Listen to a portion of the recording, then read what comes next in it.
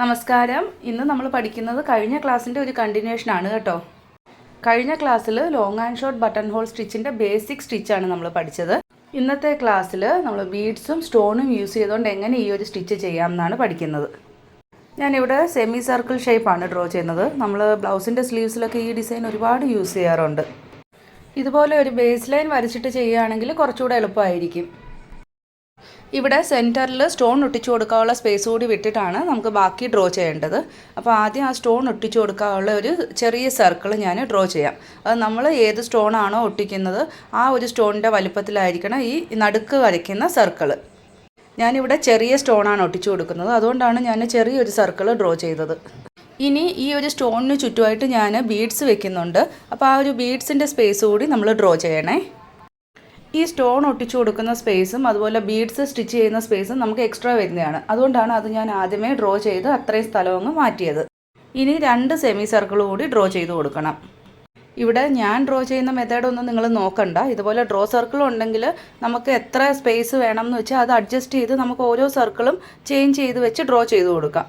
അതല്ലാന്നുണ്ടെങ്കിൽ നമ്മൾ ബോട്ടിലിൻ്റെ അടപ്പോ അല്ലെങ്കിൽ കോമ്പസോ ഇതൊക്കെ യൂസ് ചെയ്തിട്ട് നിങ്ങൾ സർക്കിൾ വരച്ചാലും മതി. ഇതുപോലെയാണ് ഈ ഒരു ഹാഫ് സർക്കിൾ ഡ്രോ ചെയ്യേണ്ടത്. സെൻറ്ററിൽ സ്റ്റോൺ ഒട്ടിച്ചു കൊടുക്കാനുള്ള സ്പേസ് ഡ്രോ ചെയ്യുക. നമ്മൾ ഏത് സ്റ്റോണാണോ ഒട്ടിച്ചു കൊടുക്കുന്നത് അതിൻ്റെ സൈസിൽ ഒരു സർക്കിൾ. അതിനുശേഷം നമ്മൾ സ്റ്റിച്ച് ചെയ്യുന്ന ബീഡ്സിൻ്റെ സൈസിൽ ഇതുപോലെ സ്റ്റിച്ച് ചെയ്യാനുള്ള സ്പേസ് വിട്ടിരിക്കണം. അപ്പോൾ ആ ഒരു സ്പേസ് വിട്ടിട്ട് നമ്മൾ വരയ്ക്കുന്ന ആർക്കില്ലേ, അതാണ് നമ്മുടെ ബേസിലെ ഫസ്റ്റ് ലൈൻ. നമ്മൾ ആ സ്ട്രേറ്റ് ലൈനിൽ കഴിഞ്ഞ ക്ലാസ്സിൽ കാണിച്ചില്ലേ, അപ്പോൾ അവിടെ നിന്നാണ് ആ ഒരു ഫസ്റ്റ് ലൈൻ സ്റ്റാർട്ട് ചെയ്യുന്നത്. അടുത്ത ആ ഒരു സെമി സർക്കിൾ വരച്ചിരിക്കുന്നത് നമ്മുടെ സെക്കൻഡ് ലൈനാണ്, അതായത് മിഡിൽ ലൈൻ. ഏറ്റവും ടോപ്പിൽ വരച്ചിരിക്കുന്ന വലിയ സർക്കിളില്ലേ, അത് നമ്മുടെ തേർഡ് ലൈൻ, ടോപ്പ് ലൈൻ. ഇപ്പോൾ 1 2 3 എന്ന് എഴുതിയപ്പോൾ കുറച്ചുകൂടെ മനസ്സിലായിട്ടുണ്ടാവുമല്ലോ. നമ്പർ 1 നമ്മുടെ ബേസ് ലൈനാണ്, നമ്പർ 2 നമ്മുടെ മിഡിൽ ലൈൻ, നമ്പർ 3 നമ്മുടെ ടോപ്പ് ലൈൻ. അതുപോലെ സ്റ്റിച്ച് ചെയ്യുമ്പോൾ നമുക്ക് ഈ സെൻറ്റർ ലൈനിൽ നിന്ന് ഓരോ സൈഡ് നമ്മൾ ലീഫ് ചെയ്ത പോലെ വേണമെങ്കിലും ചെയ്തു വരാം. അതല്ലെങ്കിൽ ഒരു സൈഡിൽ നിന്ന് സ്റ്റാർട്ട് ചെയ്ത് ഇതുപോലെ ഫുൾ ഇപ്പുറത്തെ സൈഡ് വരെയും ചെയ്തു വരാം. ഞാനിവിടെ 1 സൈഡിൽ നിന്ന് സ്റ്റാർട്ട് ചെയ്ത് കാണിക്കാം കേട്ടോ. കഴിഞ്ഞ ക്ലാസ് പ്രാക്ടീസ് ചെയ്തിട്ടുള്ളവർക്ക് ഞാനിപ്പോൾ ഈ പറഞ്ഞതൊക്കെ മനസ്സിലാവും. ഇൻ കേസ് നിങ്ങൾ കഴിഞ്ഞ ക്ലാസ് കണ്ടിട്ടില്ല എന്നുണ്ടെങ്കിൽ ഡിസ്ക്രിപ്ഷനിൽ ഞാൻ ബേസിക് ലെവൽ ക്ലാസ്സസിൻ്റെ ലിങ്ക് കൊടുത്തിട്ടുണ്ട്. അപ്പോൾ ഓരോ ക്ലാസ്സും സ്റ്റെപ്പ് ബൈ സ്റ്റെപ്പായിട്ട് പ്രാക്ടീസ് ചെയ്ത് വരുന്നതായിരിക്കും നല്ലത്. ആ ഒരു ഫസ്റ്റ് ലൈനിൽ നിന്ന് നമുക്ക് സ്റ്റാർട്ട് ചെയ്യാം. സ്റ്റാർട്ടിംഗ് ഒക്കെ പഴയതുപോലെ തന്നെ നീഡിൽ കുത്തി ത്രെഡ് എടുക്കുക. ഇനി ആ ഒരു സെൻറ്റർ ലൈനിലേക്ക് നമുക്ക് ഒരു ചെയിൻ സ്റ്റിച്ച് കൊടുക്കാം. ഇനി ആ ഒരു തേർഡ് ലൈനിലേക്ക് ഒരു ചെയിൻ സ്റ്റിച്ച്. അതിനുശേഷം നീഡിൽ റിവേഴ്സ് കൊണ്ടുവന്ന് നമുക്ക് ഫസ്റ്റ് ലൈനിൽ ഒരു ചെയിൻ സ്റ്റിച്ച്, ഒരു ലോക്ക് സ്റ്റിച്ച്. വീണ്ടും നമുക്ക് മിഡിൽ ലൈനിലേക്ക് ഒരു ചെയിൻ സ്റ്റിച്ച്. വീണ്ടും കുറച്ച് ഗ്യാപ്പ് വിട്ട് വേണം നമ്മൾ തേർഡ് ലൈനിൽ സ്റ്റിച്ച് ചെയ്യാൻ. നീഡിൽ റിവേഴ്സ് കൊണ്ടുവന്ന് ഫസ്റ്റ് ലൈനിൽ ചെയിൻ സ്റ്റിച്ച്, ലോക്ക് സ്റ്റിച്ച്. ഇത്രയേ ഉള്ളൂ. നമുക്ക് സ്റ്റിച്ച് ഇനി പഠിക്കേണ്ട കാര്യമില്ലല്ലോ. നമ്മൾ കഴിഞ്ഞ ക്ലാസ്സിൽ സ്റ്റിച്ച് എങ്ങനെയാണ് ചെയ്യേണ്ടതെന്ന് നമ്മൾ പഠിച്ചതാണ്. ഇതേ രീതിയിൽ നമ്മൾ ലാസ്റ്റ് വരെയും ചെയ്തു പോവുക. ഇതുപോലെ കർവ് സ്റ്റിച്ച് ചെയ്യാൻ ബുദ്ധിമുട്ടുണ്ടെന്നുണ്ടെങ്കിൽ ഒന്ന് ഡ്രോ ചെയ്ത് കൊടുത്തിട്ട് സ്റ്റിച്ച് ചെയ്ത് കഴിഞ്ഞാൽ നിങ്ങൾക്ക് കറക്റ്റായിട്ട് ആ ഒരു മെഷർമെൻറ്റ് മനസ്സിലാവും. ഇതുപോലെ ഒന്ന് ഡ്രോ ചെയ്ത് കൊടുത്തു കഴിഞ്ഞാൽ ഈസി ആയിട്ട് സ്റ്റിച്ച് ചെയ്യാൻ പറ്റും. ബിഗിനേഴ്സ് ഇങ്ങനെ ഒന്ന് ഡ്രോ ചെയ്തിട്ട് ചെയ്യുന്നതായിരിക്കും നല്ലത്. അപ്പോൾ നിങ്ങൾക്ക് ആ ഒരു കർവ് എത്ര ഗ്യാപ്പിൽ സ്റ്റിച്ച് ചെയ്യണമെന്ന് മനസ്സിലാക്കി ചെയ്യാൻ പറ്റും. ഇത് ഇമ്പോർട്ടൻ്റ് ആയിട്ടുള്ള സ്റ്റിച്ചാണ് കേട്ടോ. ഇത് നമുക്ക് മോട്ടിഫായിട്ട് മാത്രം വേണമെങ്കിലും യൂസ് ചെയ്യാം. സ്ലീവ്സിൻ്റെ ബോർഡറായിട്ട് നമ്മൾ ഈ ഒരു സ്റ്റിച്ച് മാത്രം യൂസ് ചെയ്താൽ നല്ല ഭംഗിയാണ്. ഏത് ഷേപ്പിൽ വേണമെങ്കിലും നമുക്ക് ഈ ഒരു സ്റ്റിച്ച് ഡിസൈൻ ചെയ്തെടുക്കാൻ പറ്റും. ഈ സ്റ്റിച്ചിൻ്റെ ഭംഗി അറിയണമെങ്കിൽ ബീഡ്സും സ്റ്റോണും കൂടി സ്റ്റിച്ച് ചെയ്ത് കൊടുക്കണം. അതുപോലെ ഈ സ്റ്റിച്ച് നമ്മൾ സെറി ത്രെഡിൽ ചെയ്യില്ല, ഇത് സിൽക്ക് ത്രെഡിൽ ചെയ്താലേ ഈ ഒരു സ്റ്റിച്ചിൻ്റെ ഭംഗി കിട്ടത്തുള്ളൂ. പിന്നെ ഈ സ്റ്റിച്ചിൽ മിസ്റ്റേക്സ് ഒന്നും അധികം വരാറില്ല. ജസ്റ്റ് ആ ഒരു ഔട്ടർ സർക്കിളിൽ ഗ്യാപ്പ് മാത്രം മെയിൻറ്റെയിൻ ചെയ്യുന്ന കാര്യം മാത്രം ശ്രദ്ധിച്ചാൽ മതി. അപ്പോൾ അത് ചെയ്യാൻ ബുദ്ധിമുട്ടുണ്ടെങ്കിൽ നമ്മൾ ഡ്രോ ചെയ്തിട്ട് ചെയ്യുകയാണെങ്കിൽ അത് കറക്റ്റായിട്ട് ഈസി ആയിട്ട് ചെയ്യാൻ പറ്റും. സിൽക്ക് ത്രെഡ് നന്നായിട്ട് ഹാൻഡിൽ ചെയ്യാൻ മാത്രം അറിഞ്ഞാൽ മതി.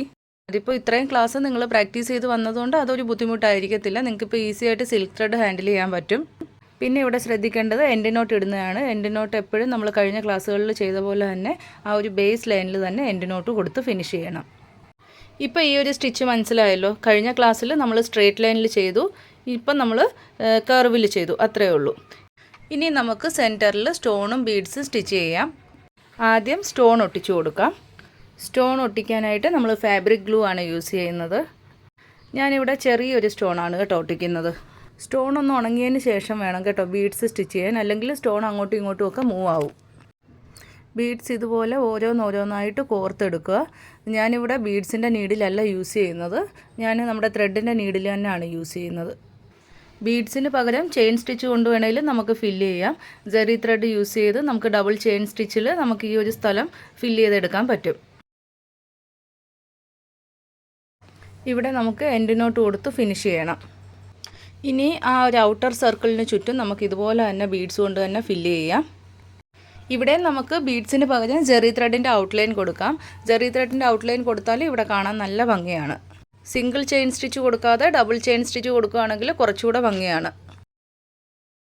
ഇവിടെയും ലാസ്റ്റിൽ നമുക്ക് എൻഡ് നോട്ട് കൊടുത്ത് ഫിനിഷ് ചെയ്യാം. ഇപ്പോൾ ഈ ഒരു സ്റ്റിച്ച് സ്റ്റോണൊക്കെ വെച്ച് നമ്മൾ ഡിസൈൻ ചെയ്തപ്പോൾ നല്ല ഭംഗിയില്ലേ?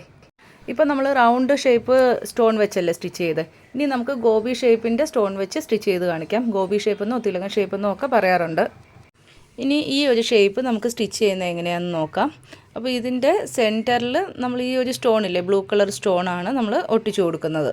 ഫസ്റ്റ് നമ്മൾ ഏത് സ്റ്റോണാണോ എടുക്കുന്നത് ആ ഒരു സ്റ്റോണിൻ്റെ അതേ അളവിൽ നമുക്ക് സെൻറ്ററിൽ ഡ്രോ ചെയ്ത് കൊടുക്കണം. മുകളിൽ നമ്മൾ ആ ഒരു ഗ്രീൻ സ്റ്റോണിൻ്റെ അതേ മെഷർമെൻറ്റിൽ നമ്മൾ വരച്ചില്ലേ, അതേപോലെ തന്നെ ഈ ഒരു സ്റ്റോണിനെ ഇതുപോലെ സെൻറ്ററിൽ വെച്ചിട്ട് അതിന് ചുറ്റുമായിട്ട് നമ്മൾ ഡ്രോ ചെയ്ത് കൊടുക്കുക, അത് ഒട്ടിച്ചു കൊടുക്കാനുള്ള സ്പേസ്. ഇപ്പോൾ ഞാൻ സെൻറ്ററിൽ വരച്ചിരിക്കുന്നത് കണ്ടാലറിയാം, ആ സ്റ്റോണിൻ്റെ അതേ ഷേപ്പിൽ തന്നെ അതേ മെഷർമെൻറ്റിൽ തന്നെയാണ് ഞാൻ ആ സെൻറ്ററിൽ ആ ഒരു ഷേപ്പ് വരച്ചിരിക്കുന്നത്.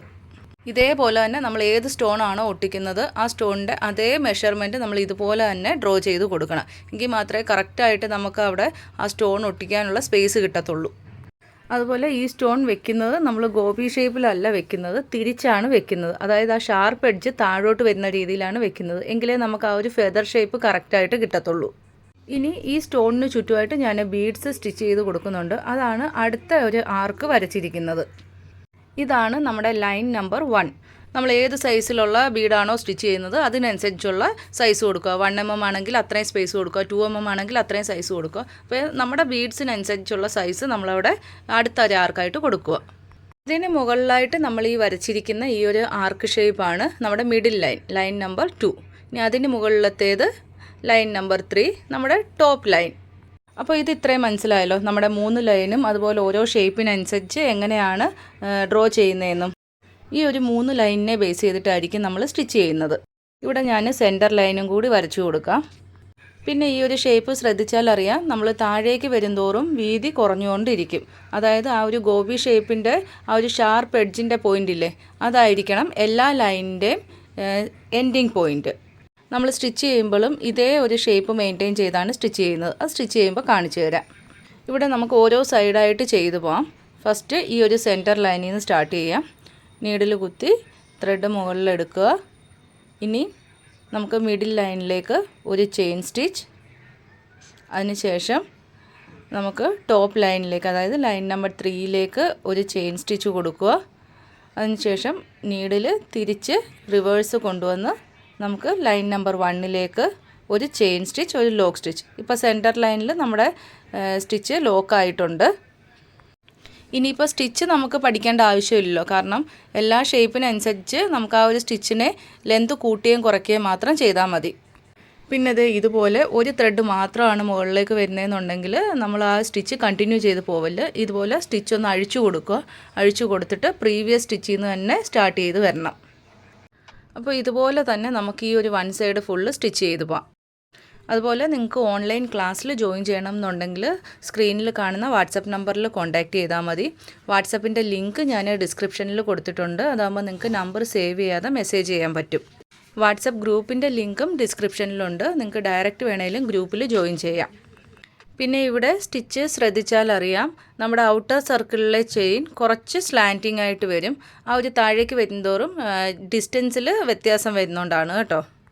ആ ഡ്രോ ചെയ്തിരിക്കുന്ന ലൈനിൽ തന്നെ സ്റ്റിച്ച് ചെയ്ത് വരണം. എങ്കിൽ മാത്രമേ നമുക്ക് ഈ ഒരു ഷേപ്പ് കറക്റ്റായിട്ട് മെയിൻറ്റെയിൻ ചെയ്യാൻ പറ്റത്തുള്ളൂ. താഴെ എത്തുമ്പോഴത്തേക്ക് വീതി നന്നായിട്ട് കുറഞ്ഞ് സ്ലാൻറ്റിംഗ് ആയിട്ട് സ്റ്റിച്ച് ചെയ്യണം. ഇനി ഇവിടെ താഴെ ഈ ഒരു എൻഡിങ്ങിൽ നമുക്ക് എൻഡ് നോട്ട് കൊടുത്ത് ഫിനിഷ് ചെയ്യാം. ഇനി അടുത്ത സൈഡും ഇതേപോലെ തന്നെ നമുക്ക് സ്റ്റിച്ച് ചെയ്യാം. പീക്കോക്കിൻ്റെ ഫെദർ ഡിസൈനൊക്കെ നമുക്ക് ഇതുപോലെ തന്നെ ഷേപ്പ് ഡ്രോ ചെയ്ത് ചെയ്യാം.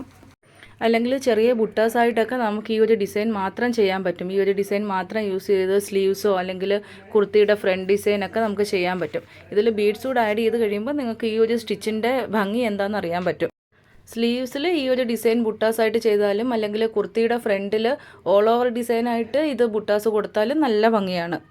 ഇവിടെ ഈ ഒരു സൈഡ് സ്റ്റിച്ച് ചെയ്ത് കഴിയുമ്പോൾ നമുക്ക് എൻഡ് നോട്ട് കൊടുത്ത് ഫിനിഷ് ചെയ്യാം. ഇനി നമുക്ക് ആ ഒരു തിലകൻ ഷേപ്പിൻ്റെ സ്റ്റോൺ ഒട്ടിച്ചു കൊടുക്കാം.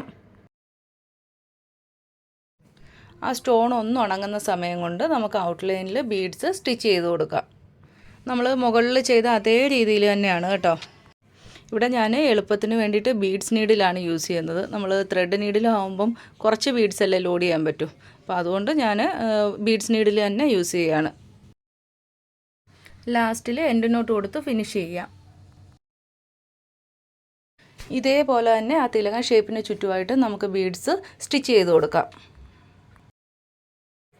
ഈ സ്റ്റിച്ച് ഈ ഒരു ഡിസൈനിൽ ചെയ്തപ്പോൾ നല്ല ഭംഗിയില്ലേ? അപ്പോൾ ഇന്നത്തെ ക്ലാസ് നിങ്ങൾക്ക് നന്നായിട്ട് മനസ്സിലായല്ലോ. വീഡിയോ ഇഷ്ടമായെങ്കിൽ ലൈക്ക് ചെയ്യാൻ മറക്കരുത്. അടുത്ത ക്ലാസ്സിൽ കാണാം. താങ്ക്